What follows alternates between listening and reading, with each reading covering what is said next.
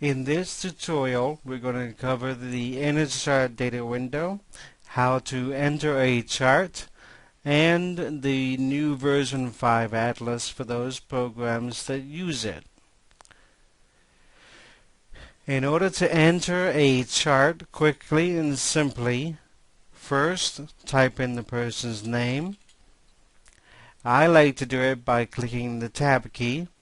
So the Tab key is on the left hand side of your keyboard, right above Caps Lock, and you simply hit Tab, and that bounces you down to the next field in the list.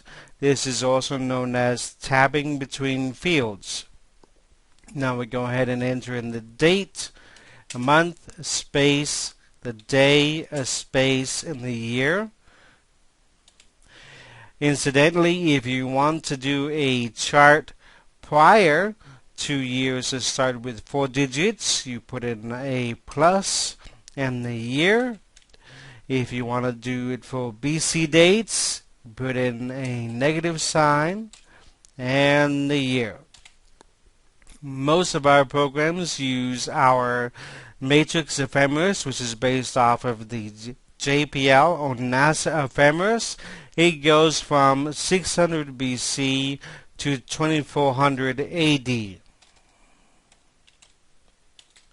And again, we'll tap to the next field, put in the time, hours, space, minutes, space, AM or PM, the place,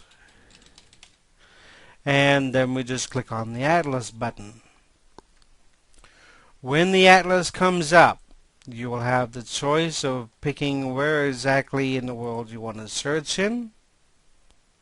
In this case, we can change this so it can be anywhere in the world because that's where we're searching. So if, for instance, we're looking for Toronto, you'll see that we found Toronto, Canada, Toronto, Ontario, Toronto, Illinois. These recording application that I'm using has screwed up the display a little bit, but normally you would have city, county, country, longitude, latitude, etc. Once you have picked the location that you want, the Atlas starts searching on the fourth character pressed. So I can put in NOTT. It'll find Nottingham. As I type in more characters, the list will change, and in this case I'm looking for Nottingham, UK. It's already highlighted. Like I said, this part of the display would normally be up here, but my recording application is messing with it a little bit. So just click on OK. You'll have when the Atlas has been used, it will give you longitude, latitude, time zone. It'll give you the complete name of the time zone, and here you'll have the different time zones that you can select from this one.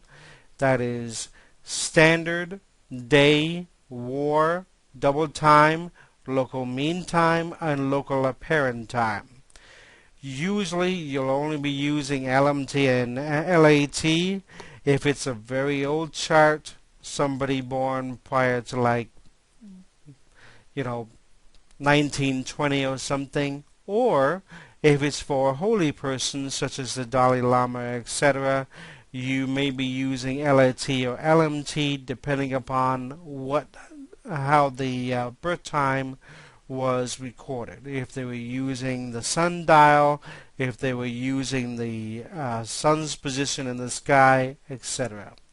Once you've got all of that, click on OK, and it will calculate the chart. Thank you very much for watching. Have a good day.